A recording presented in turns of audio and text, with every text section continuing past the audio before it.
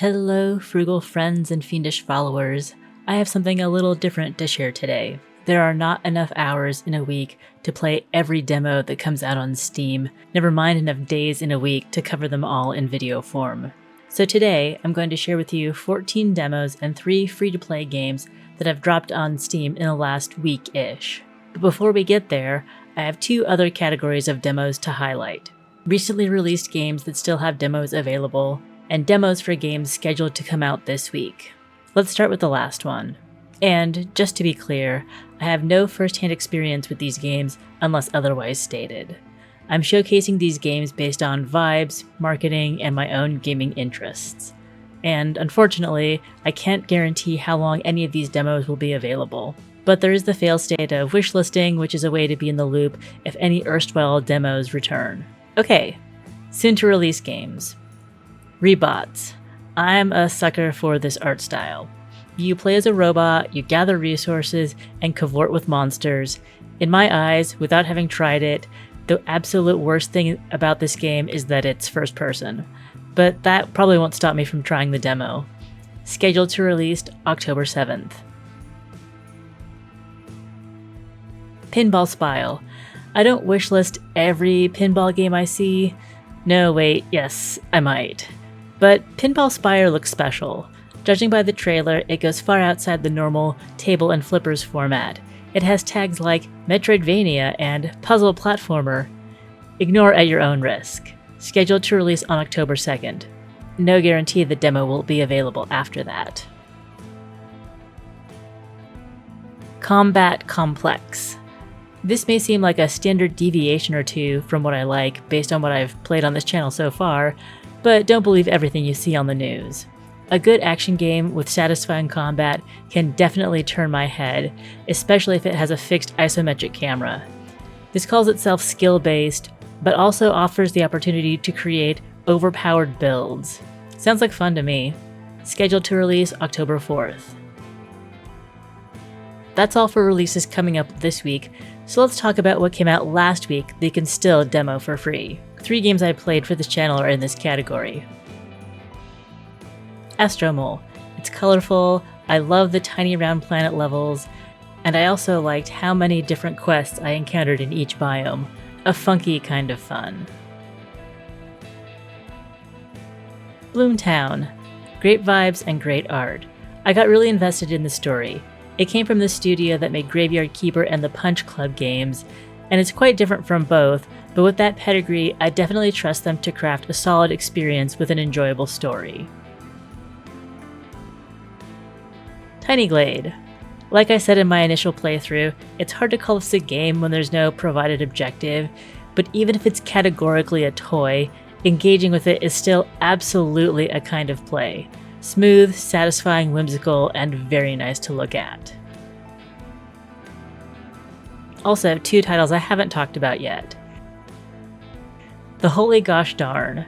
The art style sold me on this one too. Just watching the trailer, I can feel the sense of humor oozing out of the screen. It's a narrative adventure game. It's also community tagged as Metroidvania. I'm a little skeptical, but when was the last time you tried a Metroidvania that wasn't pixel art? Somnabuster. Back in a cartoony, pastel-adjacent color palette, this game is undeniably a platformer. The hand-drawn feel to the art just makes me super curious how it plays, and I'm definitely putting my trust in a game whose entire description is, be wild, be wonderful, bewitching. Okay, now for the main event. New demos on my radar. Double Dungeon. It's a tactical RPG that looks like it's made out of clay. I rest my case.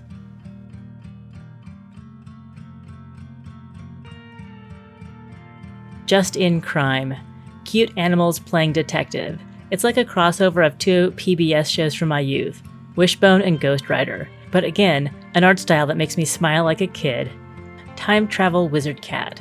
Again, I rest my case. Meowmentum. I am so happy this game exists.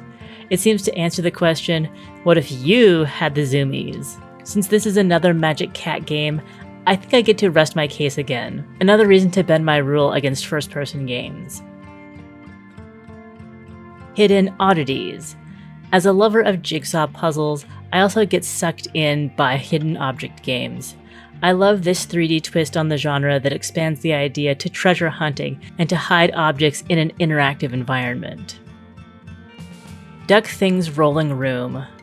This one feels like a cousin to You Can't See Ghosts, a grid-based character-moving puzzle game that has simple graphics and a twist on the genre. I've watched the trailer half a dozen times and I just noticed that the duck thing has 4 legs. Moving on. Moonwatch, a second time manipulation demo released this week, but this one seems more likely to get my pulse up.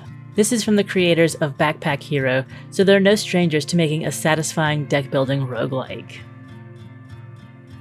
Kelp Keeper.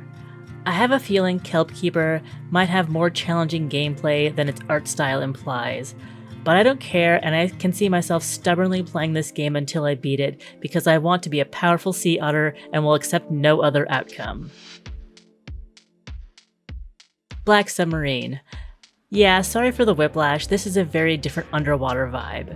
I haven't seen anything unexpected in the teaser or description, but the ominous and cryptic vibes intrigued me, and a spooky underwater atmosphere is enough to get me interested, especially since it's 2D and nothing can sneak up behind me. Deep Despair 3. Pixel art? Yes. Sandbox? Yes. Crafting, farming, building, breeding? Yes, yes, yes. But the little something extra that puts this on my list is the fact that it's a sequel. It comes from a solo dev who has released more than a dozen games, including Deep Despair 1 and 2. I really admire the effort of having a concept you're passionate about and iterating on it over and over to bring your vision to life. House of Legacy.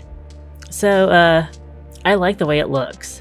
I have played so many games built on the paradigms of European history.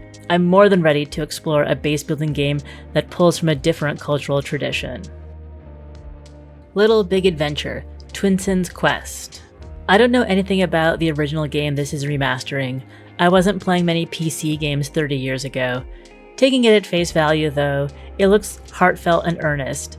The character design is stylized in a cool way. It looks like a solid, dependable action-adventure game, but not in a mass-produced, extruded game product sort of way. Some Goodbyes We Made. The Steam description is succinct and more evocative than anything I could say, so I'll just read it verbatim. I have some memories of saying goodbye that I don't want to forget, so I turned them into 11 minigames and backed them up in this collection. Games are an art form, y'all. To the Grave, Wildlands of Fëanora. Okay, let's lighten things up a bit. For all the extra words in this game's title, the development team seems to have not added extra bells and whistles to the core gameplay of tactical battles in a roguelike structure. While the novelty of new combinations of mechanics has its appeal in other games, this one looks like it was just aiming to do existing mechanics in a solid, polished way, and there's absolutely room for it in my game world. Edge Island. Here we bring it full circle to another big grid, tactical, but not martial, RPG. Double Dungeon did it in the board game party-based style, but Edge Islands is working to blend tactical RPG with colony sim. I'm here for it. There's a hint on the Steam page that the demo might only be around for a week or so if you're keen, get in and try it out. As a little reward for making it this far in the video, you've earned a little treat in the form of a few new free-to-play titles. Dungeon CEO. I like games that flip the script on dungeon crawls, putting the player on the side of the monsters. And this one has a Victorian-inspired setting, which is also uncommon in dungeon games. And also, you're a CEO. It's a cute deck-building card battler that doesn't take itself too seriously, and I think it's worth a look. Crystal Cave. This platformer is a 3-dev project with great taste in art design and an understanding that a concise, well-crafted game will be better for players than a longer game with bloat and busy work. It's got less than 20 reviews, but all of them are positive.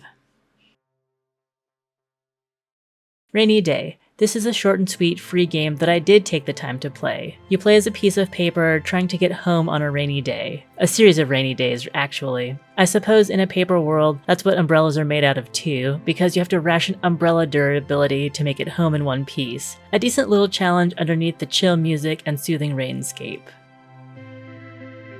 And that's a wrap for demo news this week. Titles and links for everything can be found in the video description. As for what I've been playing this week, it's mostly been revisiting demos that I've already put out videos on. I played the last few demo levels of You Can't See Ghosts, and spent another hour or so building up my village in Liftlands. I also found out in that game that advanced materials allow you to upgrade existing buildings and stations. My houses have walls now! I also went back to I am the registered environmental engineer, climbing the skill tree and earning more stars. Welp, warm up my controller, Betty. These games aren't gonna play themselves.